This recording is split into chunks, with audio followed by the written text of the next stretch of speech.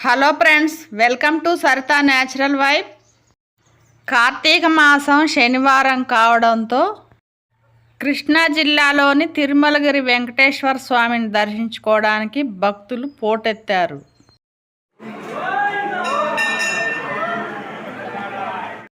ఈ దేవాలయం కృష్ణా జిల్లాలోని జగ్గయ్యపేట మండలంలో చిల్లకల్లుకి 3 కిలోమీటర్ల దూరంలో ఉంది. చాలా ఆహ్లాదకరమైన వాతావరణంలో చుట్టూ కొండలు గుట్టల నడుమ స్వయంభూగా వెలిసిన శ్రీ వెంకటేశ్వర స్వామి తిరుమలగిరి వెంకన్న.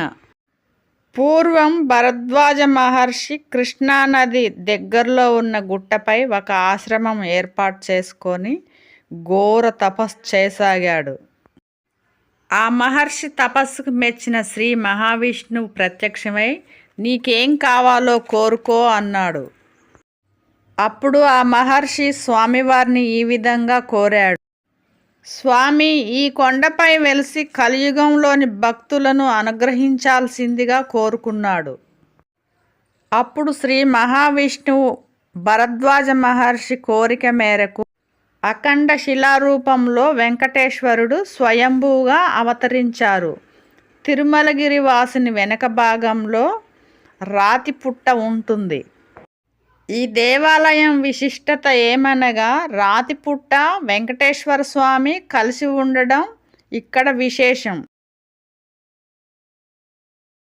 ఆ స్వామి పుట్టలో ఉండే పూజలు అందుకుంటారు. అందువలన సూర్యాస్తమయం కాగానే కోవెల తలుపులు మూసి మరల సూర్యోదయం కాగానే తలుపులు తెరుస్తూ ఉంటారు. కావున రాత్రి సమయంలో అర్చకులు కానీ భక్తులు కానీ ఎవ్వరూ ఉండరు.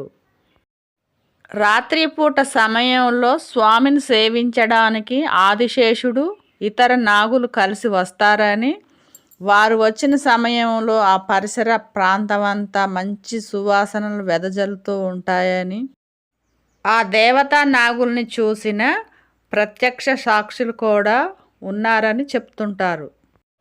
తిరుమలగిరి వెంకటేశ్వర స్వామిని దర్శించుకోవడానికి చుట్టుపక్కల రాష్ట్రాల వారు కూడా తండోపతండాలుగా వస్తూ ఉంటారు.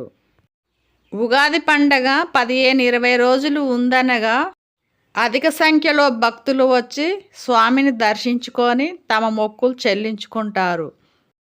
నూతన దంపతులు పసుపు బట్టలతోనే తిరుమలగిరి వెంకన్నని దర్శించుకోవడానికి అధికంగా వస్తూ ఉంటారు. అంతేకాకుండా తమకు పుట్టిన సంతానానికి పుట్టు వెంట్రుకలు కూడా ఇక్కడే తీపిస్తూ ఉంటారు.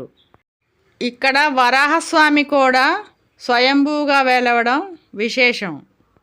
ఇక్కడ బ్రహ్మరాంబ సమేత మల్లికార్జున స్వామి క్షేత్రపాలకుడుగా ఉండడం విశేషం. శ్రీ మహావిష్ణువు తిరుమలగిరిపై వెలిసేటప్పుడు ఆ వామపాదం బండలపై తాకగానే గంగ పొంగి పుష్కరిణిగా ఏర్పడింది. ఆ పుష్కరిణి శ్రీపాద పుష్కరిణిగా పేర్కొంటారు.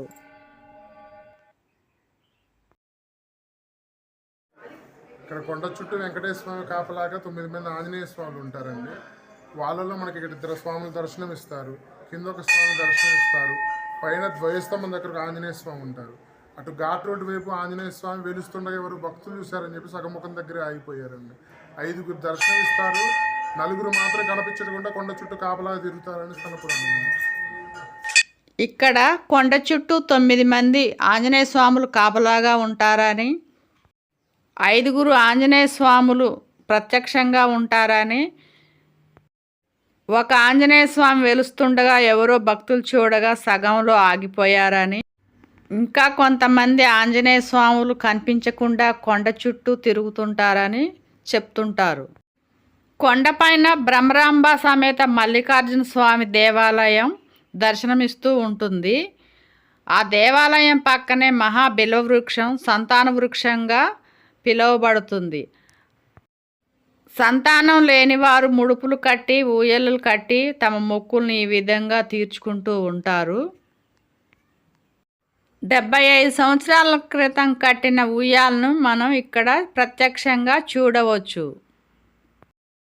ఇలా ముడుపులు కట్టి తమ మొక్కులు చెల్లించినంతనే తమ మనసులో కోరికలు నెరవేరడమే కాకుండా ఇంకా సంతానం లేని వారికి సంతానం కలుగుతుందని భక్తుల విశ్వాసం.